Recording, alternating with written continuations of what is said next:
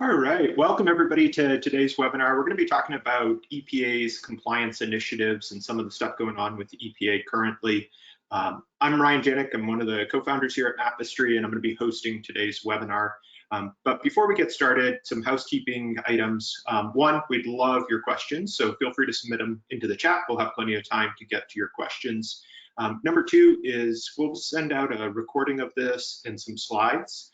But if you have other questions, want more info, I'm going to share both mine and our guest speaker, Allison's emails at the end. So if you want to reach out directly to one of us with further questions, feel free to do that too.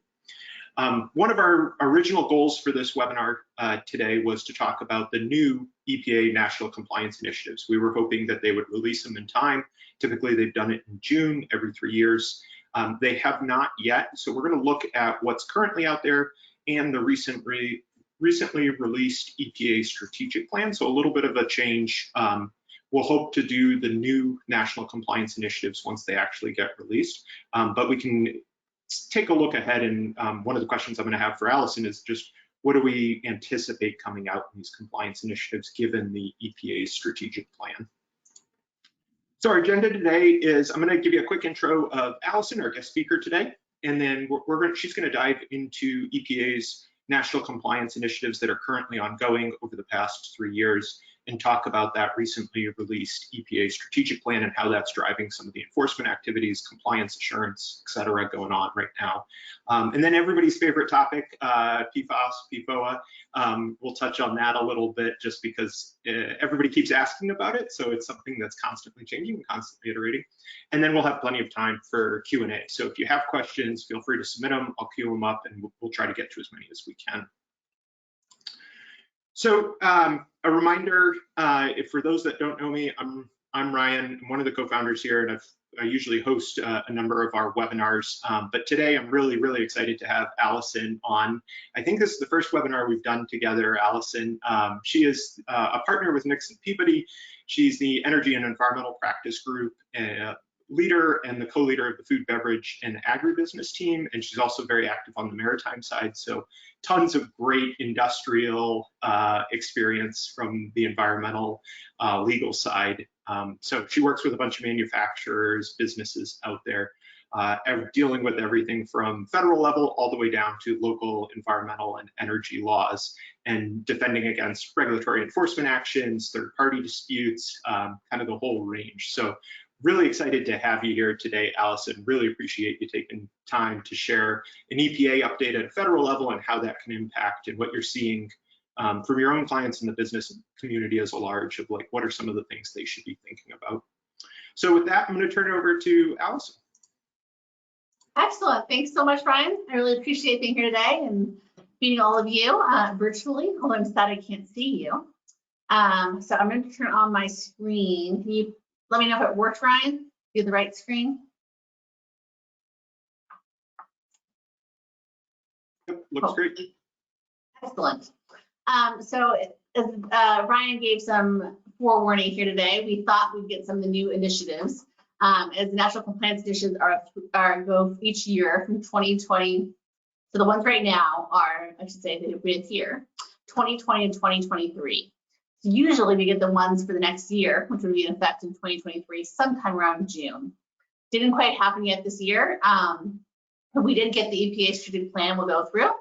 And it also gives a chance to go through, and I looked back through the NCIs, obviously been out for a few years now.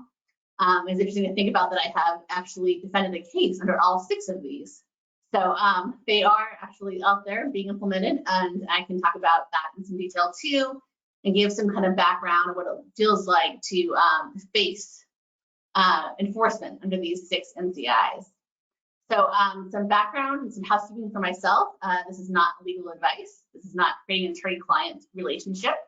I'm here just to share with you some knowledge and some background, and I'm excited to meet all of you today. So with that, we'll get started. As I said, there's the 6 NCIs, the National Compliance Initiatives, that are currently in effect right now from 2020 to 2023. They're separated into 3 categories. There's 2 air ones, creating cleaner air for communities by reducing excess emissions of harmful pollutants. The stopping aftermarket defeat devices, vehicles and engines. So that's you can see stationary sources and then mobile sources. There's 2 on hazardous chemicals. One is the reducing hazardous air emissions from hazardous waste facilities, and reducing risks of accidental releases from industrial chemical facilities. And then on the water, there's 2. One focused on NPDES permits, reducing significant non-compliance, and then one focused on drinking water, reducing the non-compliance drinking water standards, looking specifically at community water systems. So we'll go through each of these, talk about what they are, and kind of the highlights of what the enforcement looked like over the last 3 years so far, from 2020 to present. So the first one was the idea is to create cleaner air. They're looking at the National Ambient Air Quality Standards, or NAQS, and they're finding the non-tamed areas and seeing which ones are near the hazardous air pollutants. So the goals here was to have a fiscal year 2021 enforcement action that supposedly, according to EPA, of course, resulted in 15.7 million pounds of methane reduction and 6.7 million pounds of VOC and the hazardous air pollutant reduction. So you can see that focus has really been on that methane, as well as, with the secondary focus on the VOCs and the HAPs. And those hazardous air pollutants they've focused on so far have been mercury, benzene, dioxin, and lead. I gave you some examples right there of enforcement. One of them was like the Sims Metal, which is a Rhode Island metal shredder. They constructed a new metal shredder without the Untitled 5 permit. That settlement was a $250,000 federal penalty. They additionally had $2 million in state penalties, and then they had to install the best area backed, which is best air control technology. A few other ones are listed there as well. Drummond, the chemical byproduct recovery plant in Alabama, that had a $775,000 penalty there, plus a supplemental environmental project SEP put into place. Hydrite is a chemical blending spot in Wisconsin that had a $480,000 penalty. And then there was an installation of leak detection. This is where it gets a bit more interesting, as one of the main settlement goals here in a lot of these is to install some sort of either off-site or on-site monitoring leak detection device. So you'll see, and kind of you go through the different enforcements under this, what really has been going on is it's kind of like, how do we use optical gas imaging or heat, kind of advanced technology, to really find out these leaks and have automatic monitoring put into place. So they have advanced this technology. There's been research grants by EPA under this. And then part of these enforcement settlements is to actually install this kind of like off-site or on-site monitoring to get that optical gas imaging happening on a regular basis.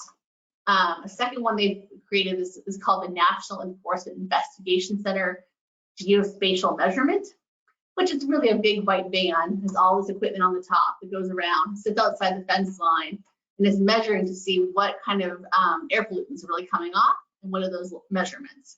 And that's giving them mobile, real-time air monitoring abilities back. And that's kind of how they're going through on this number 1 NCI to kind of go through and figure out how are these facilities having problems, and then catching them in the real time, and then kind of say layering up all the different penalties and different violations resulting in significant penalties for these sites. I also mentioned there's remote observation they've been using for some of these that actually have been using drones. So they'll also send out drones out that have software on them that are looking for also that real-time feedback on what emissions are happening. They've also been starting to do enforcement alerts in neighborhoods. So under this NCI, they've been sending out notices to fence line neighbors saying what to look for. And if you see anything, here's a phone line, a hotline to call. So yet another way the EPA is trying to enforce under this NCI. And one more is they created a compliance assistance portal. So here, that one is really focused on oil and gas for onshore oil and gas production. And they've been created this portal you can go on, you as a citizen can report a problem. It's called the ECIEE portal, Environmental Compliance Information for Energy Extraction. All these seem to have these huge names. So a huge range of penalties that are coming out of this initiative, as well as this real focus on how do we actually monitor in real time and make it available for citizens and these neighboring citizens especially to look in and kind of report on their neighboring facilities and when emissions are happening and what's going on. So that's the first initiative. The second one that's been really big and is a bit more dear to my heart actually is the stopping aftermarket defeat devices. So the focus on here is really the racing car. So the cars that are being developed, purchased, especially here in California, and then afterwards they're taking some sort of emission defeat devices to make sure they could then go and no longer would pass the smog check, for example, let alone have increased emissions for NOx and particulate matter PM. So those are looking at mobile sources, and these penalties have been pretty significant. And most of these companies that are dealing with the kind of aftermarket devices are pretty small. So you have a lot of shops. I know I've called myself and other environmental attorneys going, we cannot face these $1 million penalties that are being assessed against us. And just, this is not what they were ever expecting, nor were they knowledgeable in the laws. So as you know, knowledge is not defense. So you have to come back and go back and forth with the EPA and try to show that there's some sort of lower penalty here. So you can see the whole range on the penalties on this side, even just the 2021 settlements. The extreme diesel performance, that is New Jersey company. It's fairly large. They end up getting a $1.1 million penalty. In comparison, some of the smaller companies like Gearbox in Arizona, aftermarket device manufacturer, and they're at 10,000. Premier Performance at the end, there's an Idaho one that goes to the other end of 3 million.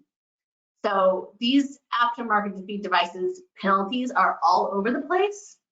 And one of that reasons is they are assessing those penalties on a per device sold as each violation. So if they're selling lots of devices, those violations add up really quickly. And it really matters, I think, who is, who's defending these, because you want to make sure that whoever is on that defense side for the attorney is really going through each of those devices where they really sold to the appropriate jurisdiction, and can you knock any of them out? Because those penalties add up really quickly. It's like you can see from the range of just being 10,000 in the Gearbox all the way up to 3 million in Premier Performance. They've also, under this one, EPA has been really big on the training. So this is something that's kind of easy. I don't want to say it's sexy, but that's kind of the way it feels, I think, to EPA as they train their inspectors. So they've done actually in-person trainings, even during COVID, in 26 states. And they've also given support for states, giving extra money for inspections, enforcement actions, and their own state enforcement side of it. There's a lot of compliance assistance of resources there available for you. So again, if you happen to face something enforcement in this aftermarket device space, there's a lot online, which can actually help you to go and evaluate it and hopefully find the information that EPA has generated that you can actually use to help defend yourself. As they not always, it's possible to be even more research than they are, who's ever defending against, you're defending against. So picture visual. And this is actually an EPA figure, so I will not say it is accurate. This is what EPA is trying to show you, is that one vehicle can all of a sudden equal all these other, like a couple hundred and something vehicles, 310 approximately. That just by putting on these aftermarket devices, the emissions from one vehicle all of a sudden can be increased, say for nitrogen oxide, by 310 times. Talk about non-methane, 1,140 times. So this is why this has been such there's great visuals, as you can see from the previous slide. There are, it's a good story to tell. So this is one that's been really, really hot. And I can tell you that the environmental attorneys across the entire nation have been fighting this strongly. So this is one that's really been a huge NCI that's really been pushed. The third is that reducing air emissions from hazardous waste facilities. So this is really looking at improper management of hazardous waste under RCRA and the air monitoring requirements of RCRA. So it's failure to effectively monitor, identify, and repair leaks from hazardous waste storage tanks, pipes, valves, and other equipment. And then we're looking at non-attainment areas has been the focus. And often here what they do is they look to see, okay, you have this hazardous waste storage tank, it's getting disposed of or refilled at certain times with hazardous material or waste. And is there a delta in that? So let's say you have a hazardous material tank that you are using for your products, and you refill it every let's say every 5 years. There might be a delta there. That delta represents a leak. It's happening somewhere in that system. They've actually been going through and using that map to figure out where are those leaks, and then going ahead and calling that a violation. So even though it wasn't reported, they're saying it should have been reported, and here we are under this NCI. So some of the examples that have been in the news is the Fairchild, the main semiconductor facility that had 104,000 penalty. There was the Emerald Kalama Chemical LLC plant. It's in Washington, had 121,000. 3M is a big one. They actually went and found violations at 28 different facilities, and that had 1.5 million total violations for 244 different violations added up.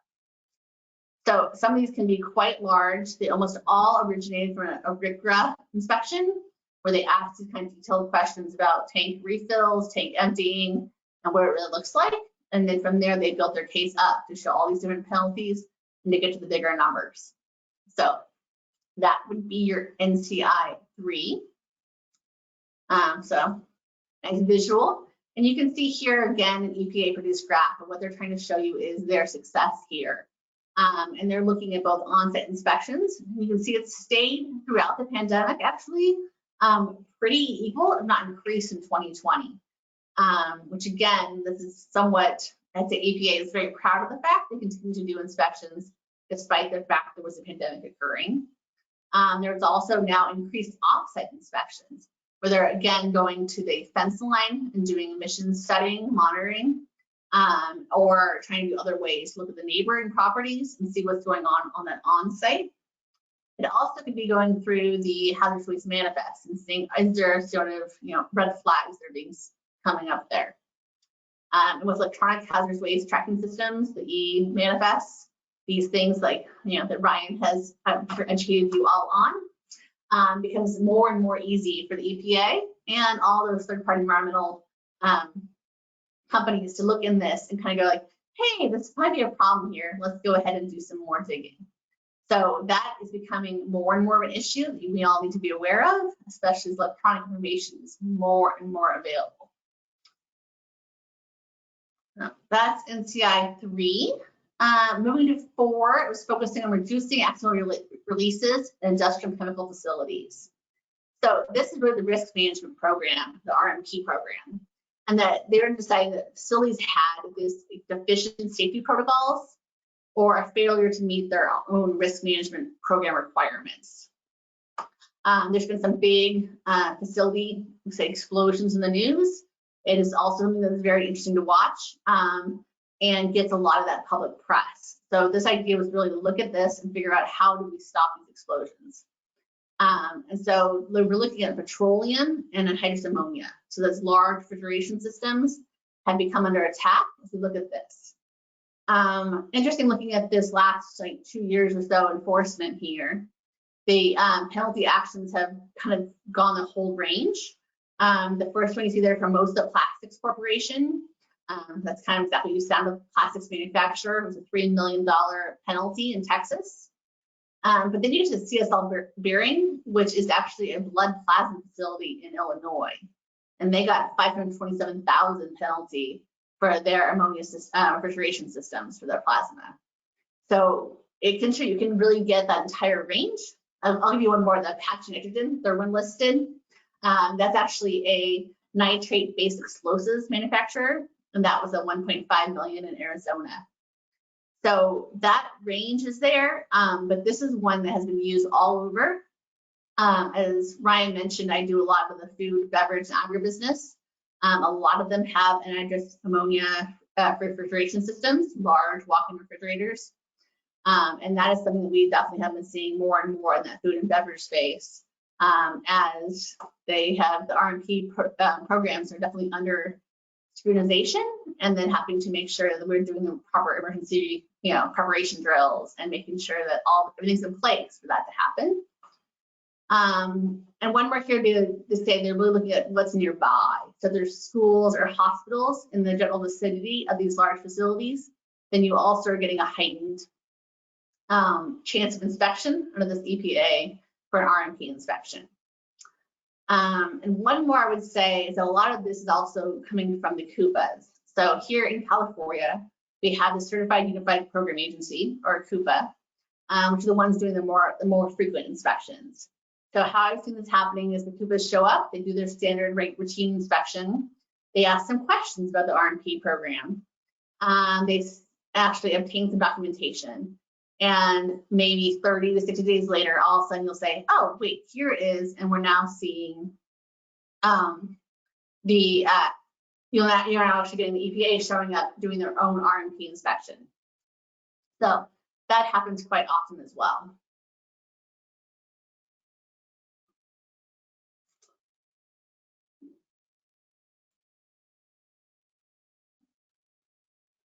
My screen just changed, so I stopped for a minute.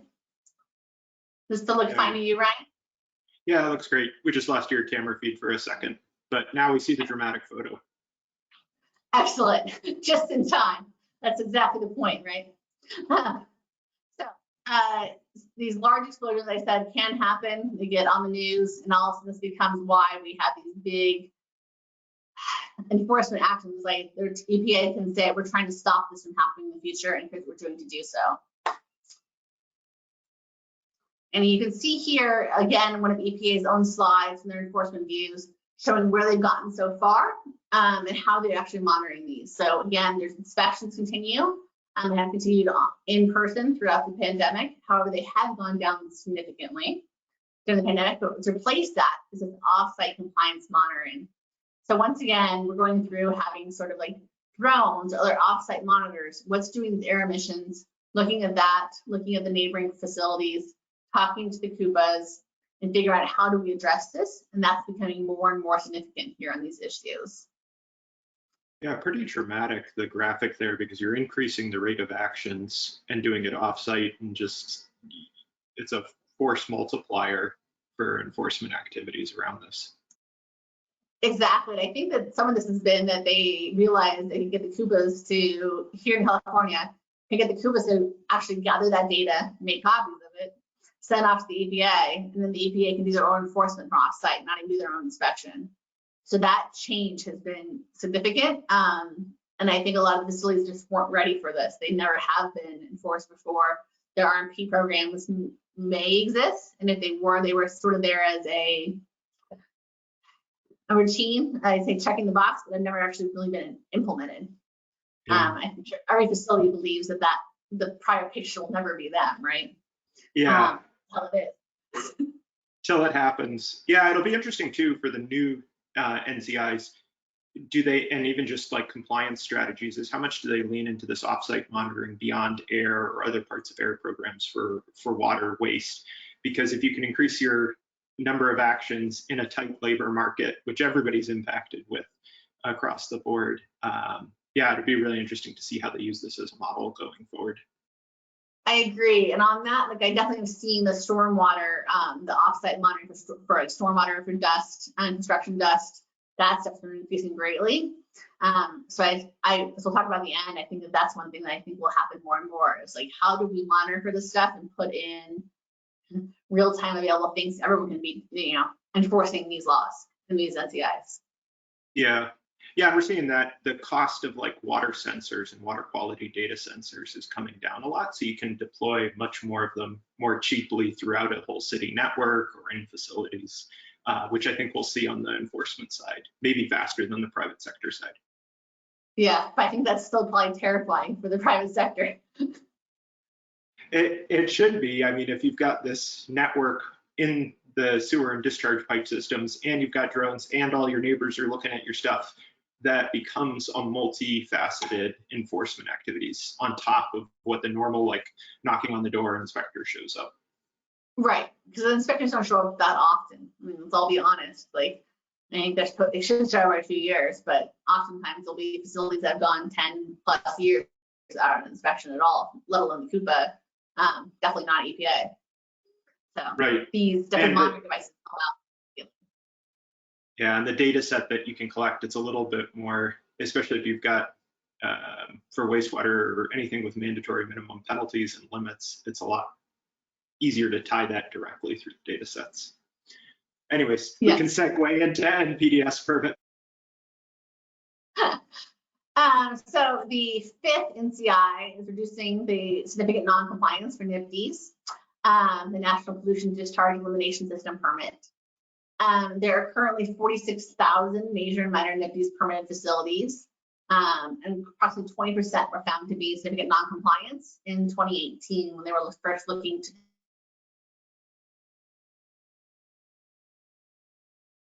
draft these NCIs.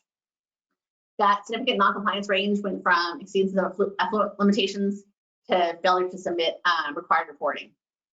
As I said, that 20% line is definitely in line. I do a lot of due diligence for acquisitions and mergers, and we have a lot of NPDES permit holders, and oftentimes they'll pull up on ECHO, which environmental compliance, see, now I'm wondering what the H is, but that's ECHO is the EPA website, readily available. You can pull up any NPDES permit and we'll show you all those compliance things.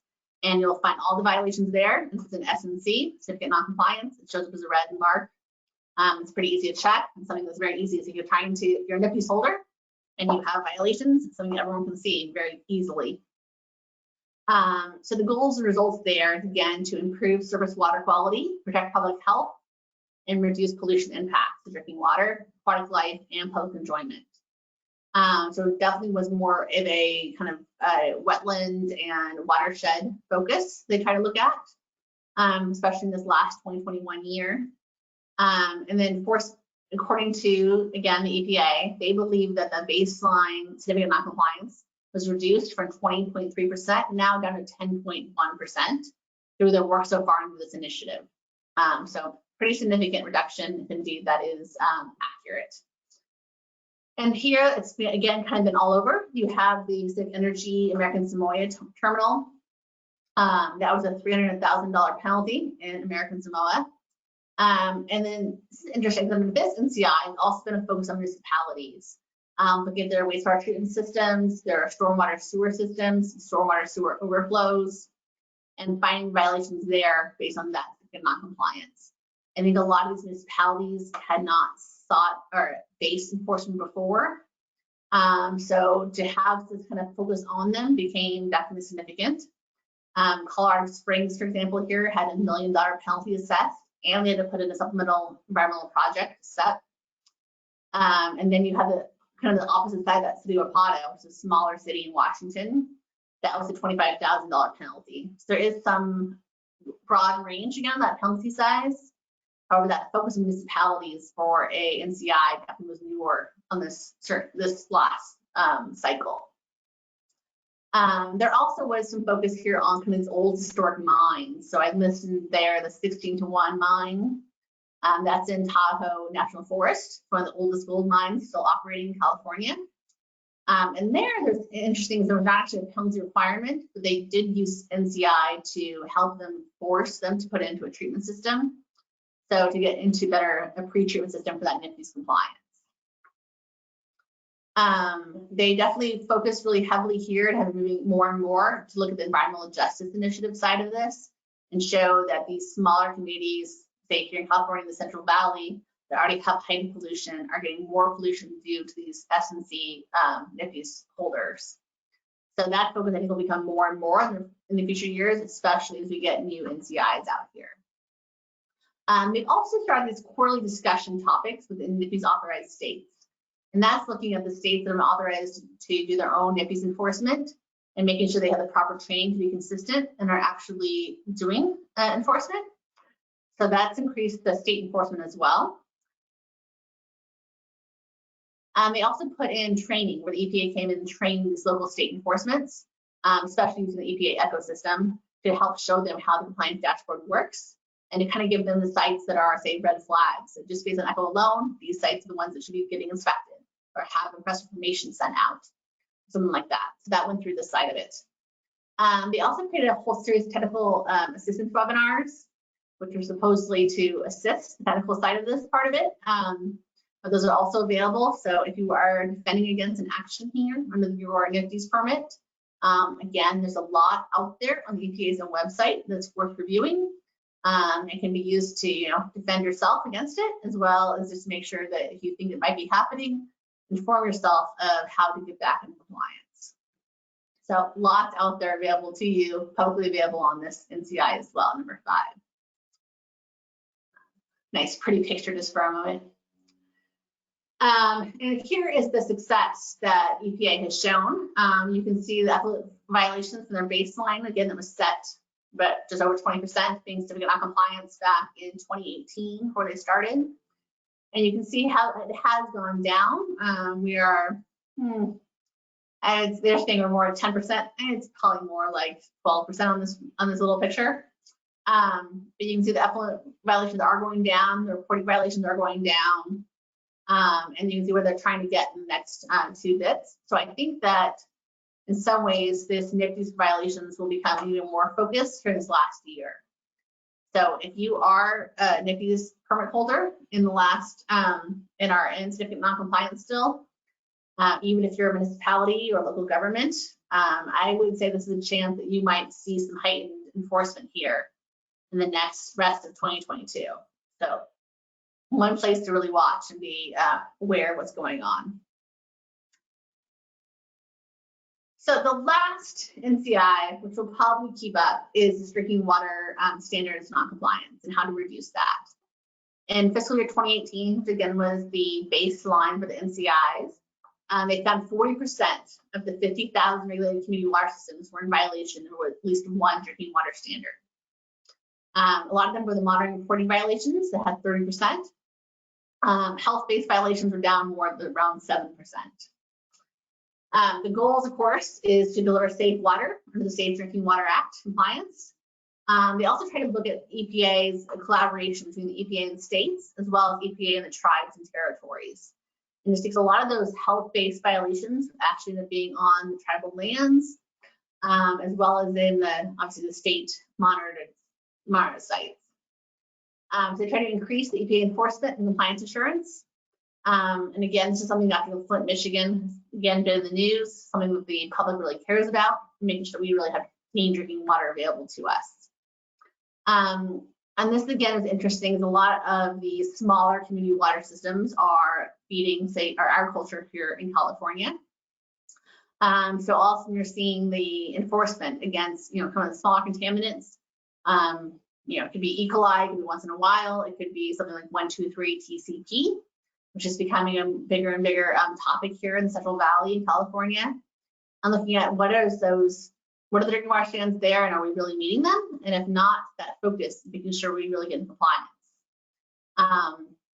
And something that's really expensive. I mean, putting on a pre-treatment system onto a groundwater monitoring well, especially in Central Valley, that goes at a couple hundred feet, is a very expensive treatment system. Often, we're seeing definitely $1 million per well. So if you are a larger agricultural producer with multiple wells, this can get very expensive quickly.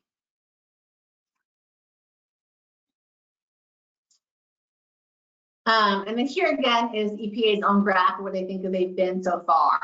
You can see that there was these continuous health-based violations that they were identifying, 3508 back in 2017, and they're trying to knock those down. And they've actually had very good success here on those continuous violations, get them down to say 654 as of this last 2021 Q3.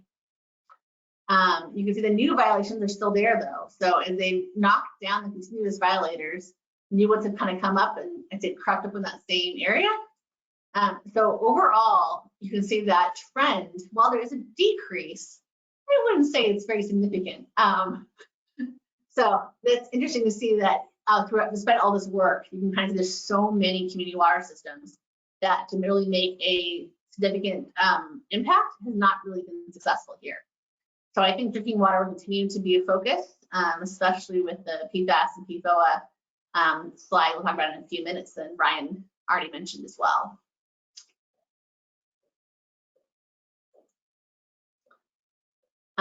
But here you can see once again, they did say the serious violators have gone down. So I'd say they showed this screen, and they're like, oh, maybe we're not doing such a great job. And you look at this screen like, well, but the serious violations have significantly decreased. So something for EPA to hang their hat on that has increased. And again, at least the heightened awareness of this, especially for these community water systems that again are very oftentimes pretty small, not that many people are drinking the water, maybe is making a difference. So let's look at the future, 2022 and beyond. Here, as Ryan mentioned, we look at the EPA strategic plan for 2022 to 2026, or recently released. There is a whole list there, the 7 strategic goals. I highlighted the top 2, as I was at the CLARE, the Community Land Recycling Conference earlier this week, and one of my representatives was there who talked about the EPA strategic plan. And she basically said that those 2 goals at the top are really the only 2 that she mentioned.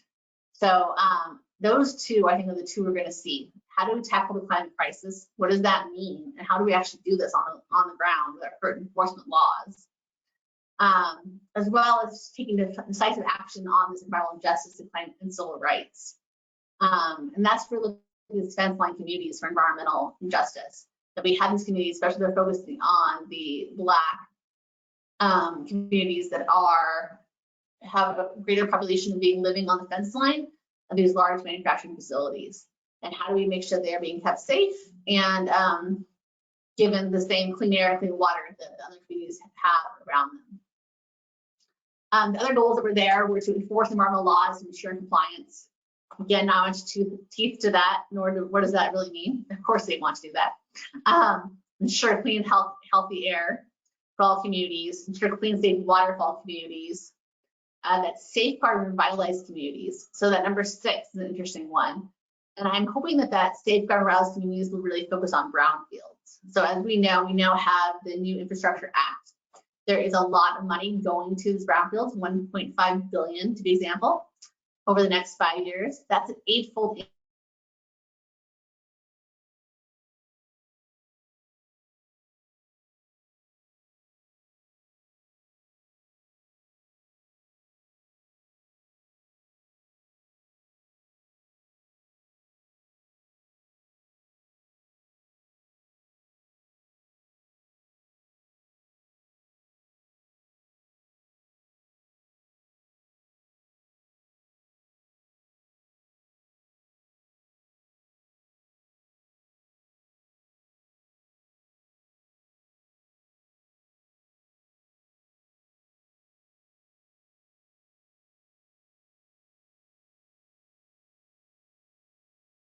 We lost you for a second, Allison. Yeah, apologies. No worries. Maybe if you want to pick up where you're talking about the Brownfields and Infrastructure Act. Sure. So number 6 is that safeguard revitalized communities. So that's a 1.5 billion in the next 5 years, an 8-fold increase. So that will definitely be a focus, I think, on the EPA is trying to get money back and actually get money to the communities that need it and get us to rebuild these. So I think earlier this week I was in Carson. There's a lot of old sites that have been abandoned. That hazardous waste continuing to get into the drinking water system, into the land, and that's where I think the EPA will really focus in the future is getting the money out there. So instead of this enforcement compliance aspect, I'm hoping that focus will come on how do we get grants out there? How do we get things rebuilt? And let's get actually the money to the communities that need it and get things gone. But that's definitely my optimism there. And then again, the ensuring safety of chemicals for people and environment. So that's going more on that. Here in California, Prop 65, federally the TSCA, so Toxic Substances Control Act. And how do we get these harmful chemicals out of the products we're making and making sure we're really prohibiting those products from being out of the environment and being manufactured in the first place. So that TSCA, which is a law that is not used that often. There's very few, actually, I think, TSCA attorneys out there in the nation. How do we really, and that's going to become, I think, more and more of a focus, and taking our Prop 65 laws here in California, which are so strong, so a lot of money defending Prop 65 lawsuits, and how do we kind of make that a nationwide subject? So that'll be interesting. There's also a big focus here in the EPA strategic plan on cross-agency strategies. So ensuring the scientific integrity, science-based decision-making, looking at the science behind it. Definitely there's been a lot of arguments from the regulated community that science has become sort of on the sidelines, and how to go back to that science base, especially say maybe on vapor intrusion, something we're seeing a lot of, and if we can get back to really the basics of science. Health of children continues to be a big subject in our focus, as well as its organizational excellence and workforce equity. So that's kind of going more to the DEI aspect, kind of, you know, ESG, environmental social governance, is becoming a bigger and bigger aspect for all public companies. And what does that ESG mean for the EPA? Do they actually do their own diversity and equity inclusion aspects? So that kind of strategy there, number 3, will become more and more important, I think, as we focus on implementing ESG across the lines, across the agency, and holding our own governmental agencies accountable to make sure they also are being inclusive. And the last across the agency strategy here is also that tribal, state, and local partnerships. I think tribes continuing to become more and more part of the discussions, and thinking about our tribal neighbors and how we are potentially not protecting them the way we should, and how do we go to the next steps there? What does that mean? How do we actually do that, implementation of that? So looking at this following year, they'll continue to be something we see more and more of. Finishing up the agency priority goals. We talked about climate change. So what does that climate change goal really look like? One of the easy pickings may be the phase down of the production and consumption of HFCs, so hydrofluorocarbons.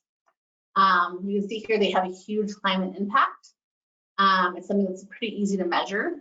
And we're already seeing here in California under CAR, the California Air Resources Board is starting to increase enforcement under HFCs. The prohibitions went in place earlier this year, in January 1, 2022.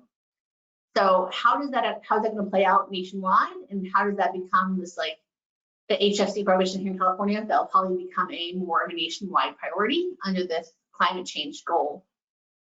And so again, some metrics you can do. And then also that clean and contaminated sites and investing in water infrastructure.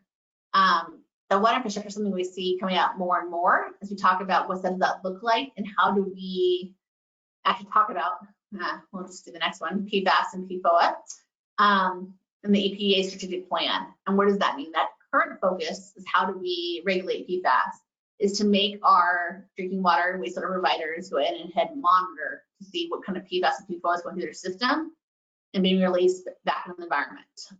It's somewhat controversial because our utility programs are not the ones really producing PFAS. They're simply treating it or not treating it currently.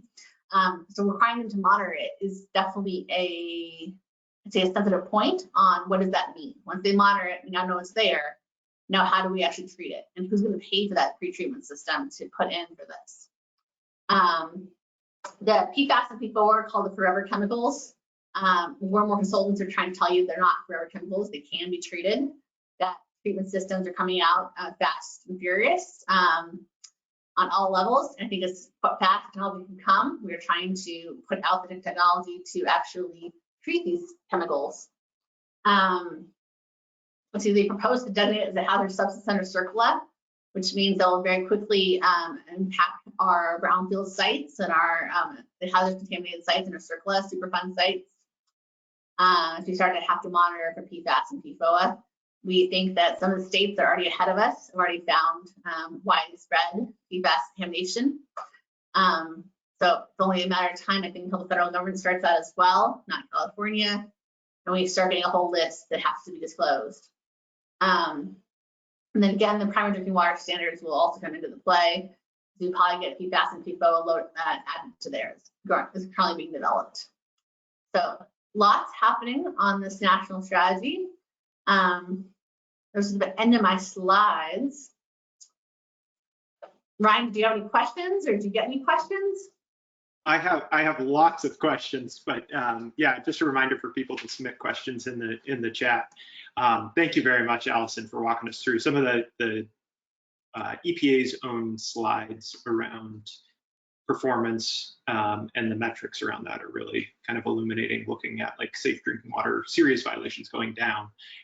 My follow-up question, I don't know if you know the answer on that, is like, what was their rate of inquiry or inspections? Were they just looking less for serious violators, or were they increasing the data set they were looking at and still finding less?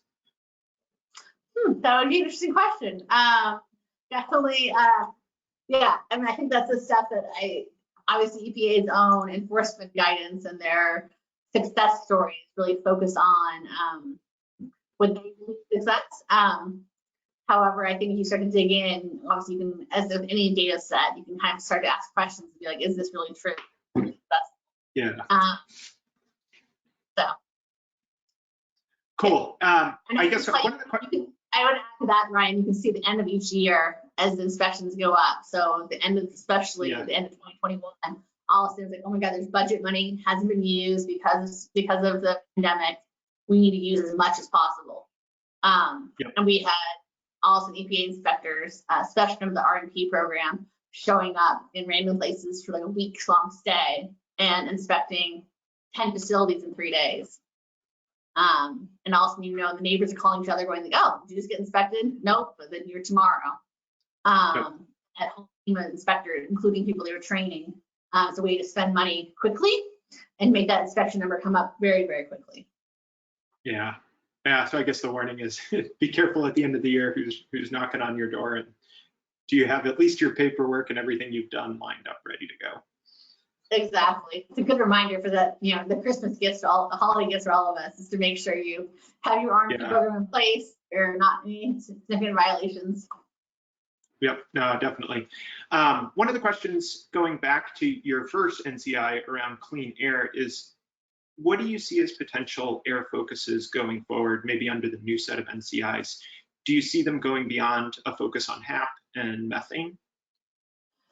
I do think that methane will continue to be a huge focus, especially since that's got the climate change aspect there. So as you get both together, you have this idea that you can have, I'd say the methane has that, it's got a two winner. You get both the reduction of methane, which is also helpful with climate change. So I agree, especially the non-attainment areas for methane. I think that'll become a more significant issue. Yeah. Do you see any other major air things come up as potential that they'll pull in for national compliance initiatives, or will it be largely around climate change? I think largely on climate change, but I think that we'll have wide thing. I mean, one thing on methane we're talking about now, especially in the EU, is like looking at the CAFOs here. So your large concentrated animal feeding operations. And I imagine that those have significant methane emissions. It's not very well regulated. And how do we actually regulate that? And with these kind of off-site monitoring devices, I can see that being something that's a way to kind of get to them. There's been a focus on Clean Water Act for the CAFOs, but Clean Air Act is definitely right there, ready to be utilized. Yeah. Do you anticipate that sector or industry specific to be much more of a focus, even for these compliance initiatives? Do you see them focusing on like environmental justice and climate change, and then splitting them up kind of by sector or by compliance area? How do you think they'll kind of segment out their areas? Yeah, I think they'll go to uses, like end uses. At least I kind of hope they do. I think some of the, I'd say the scientific and medical communities, it's difficult for them to move as quickly and to figure out the ways to say the best available control technology, like that fast implementation becomes harder and harder for some of these more industrial, like the scientific related communities. So I agree that the end use become more and more a focus. And I think that it's also, citizens are ready for that. They're ready to see that action, and they can get behind going like, there's this many, you know, CAFOs that have been enforced against, this many of the, you know, these large like, food and beverage refrigeration companies. Like that focus is something that become, it's easier to tell that story. Yeah. Yeah, that's one thing in looking at your enforcement cases, I noticed is it's very clear they're telling the story around this. Do you see that of they're only picking a few and make it as splashy as possible, or is it more widespread than that? Oh, I think that totally is that picking the few and being as splashy as possible. I usually tell my clients when I start with this, like, my goal is to have you not be in the news. Like, if we can defend against this, I can settle this for you. and we don't show up on EPA press release, I don't show up on the nightly news, local news, then that is a success. Like that is the win we all want. Yeah. And it's interesting to go through kind of their major wins when I went through that enforced summer from this last 2021, is that some of the major wins are, as I said, like $10,000. And you're like, how are you listing a $10,000 major win right next to something that's a $3 million win? Like, how are these being given equal weight in the press? And that just shows that it really is like what they think that the public wants to see, and their bosses want to see, to show that they are kind of in that range. And again, it might be a whole range of how uncooperative somebody was on the other side, or how many facilities they have, how significant that non-compliance is. But that story is something that's really good to tell. And so making sure that you as Raleigh community don't have that story, or the story is the opposite. You are doing this good for the community. You are giving this many jobs. You are doing this kind of improvement in a poor community. Those focuses, that story you can tell, especially if you are defending against these actions, becomes really hugely positive in your favor. If you're a small business or a family-owned company, those stories matter. You can really fight back the other narrative that the EPA is trying to push forward on you. Yeah, the other thing we see is being able to fight back with your own data sets and say, we're doing 14,000 inspections of our fence line and emission points. Like, we're out there every day doing this. Here's the magnitude of what we're putting behind solving this problem for you, versus saying, we don't have records for 5 years. We have no idea if these allegations are correct or not. So I think, like, how do you combat that? Because I think one of my other questions I had is, like, how else are you seeing the data they're collecting from these, like, mobile monitoring, from the drones, from the different sensors? Besides sharing it with the public and portals, are you seeing it more come up in actual cases, or how are you seeing the data used? We're seeing definitely more common actual cases. You'll get the enforcement action, the request for information is usually how it starts. You start gathering the information or make a list of violations from in-person inspection. And as you go through that, your defense attorney should be doing a FOIA request to get everything that's possible there, asking the full file from the enforcement person. And when you see that whole file, you'll see in there, oh, look, there's some sort of actual monitoring going on beyond what we knew about. To the point that, like, I now have for my own clients, I get a call and say, this is going on, start to question what's happening, like where would they get these violations that are being alleged against us. I will definitely ask my clients to send somebody to the site and, like, check your dumpsters. Are there any cameras out there you don't see? Go walk around your building and look at the fence line and look just along the fence. And is there anything out there that looks at all suspicious? And I think another fence walk, something that I definitely am recommending more and more, because you just, as like offsite monitoring becomes more public, these public right of ways, that stuff's becoming more and more common. It's a really easy way to have some data, and it's easier to Brian, the sensors are getting cheaper. It's an easy way to at least see what's going on and be like, hey, now you get the whole story, and you can actually ask that information, because obviously anything they collect is public information. You should be able to collect that back. Yeah. Do you ever see issues where a regulatory agency is using, like, a third-party group or private citizens' sensors or data collection methods, and that creates difficulties from a FOIA request? Like, is it, kind of secondhand data sets that you're getting passed in? Because I've seen more from even an advertising perspective of, like, see what's going on in your community from an air, for, wildfires in California, wherever, buy your own sensor, but people can share that data however they want. How does that impact, like, the FOIA requests and the legal access to that? That's a very good question, Ryan. I have not seen them use third-party data yet in an EPA enforcement, or even in a state government enforcement action. I have seen it used, and I do use it even myself on due diligence actions. So if we're, again, like, acquiring a facility, doing our background, whether they're really in compliance and what they say is true, we will collect some of that third-party data and take a look at it and evaluate it for kind of red flags. And especially there's data readily available on the web. I kind of want to know that's there and present that risk to my clients that, hey, this might be a problem in the future.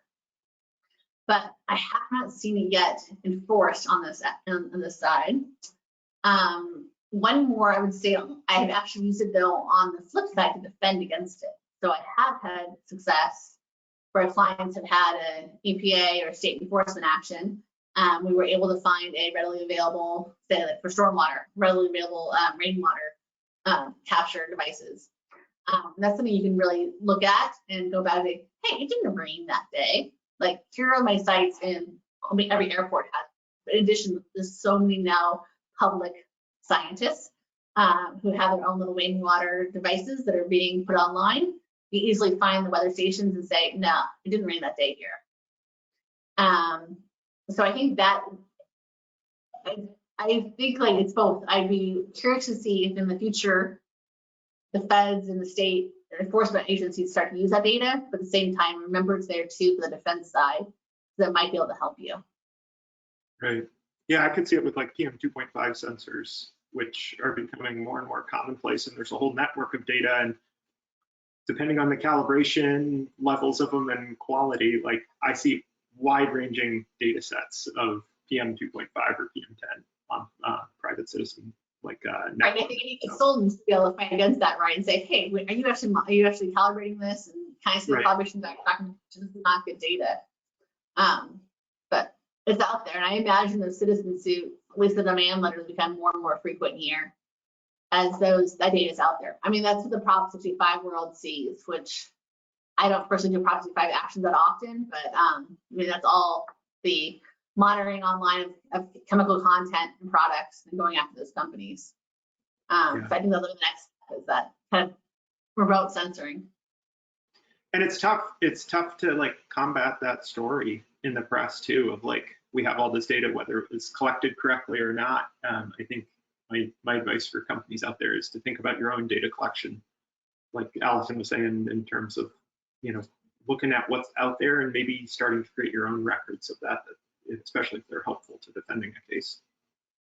Right, and I think and then be careful with those data collections that it could hurt you as well. So making sure they're fully confidential and being collected correctly and stored correctly. So you can use them for your benefit when needed, but they don't come back to haunt you. Yeah, exactly. Well, we're right at the end of our hour. Thank you very much, Allison, for giving us an overview. Hopefully we'll hear from EPA about the new national compliance initiatives, and we'd love to have you back on to talk about those and dive into those and what they mean over the coming years. But really appreciate you being here today. Of course. Thanks so much, Ryan. Great to see you, and thanks for inviting me. Yeah.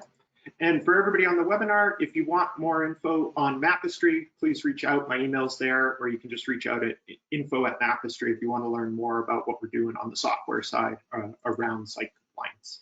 Thank you all for joining us on the webinar today, and have a great day. Thank you. Thanks.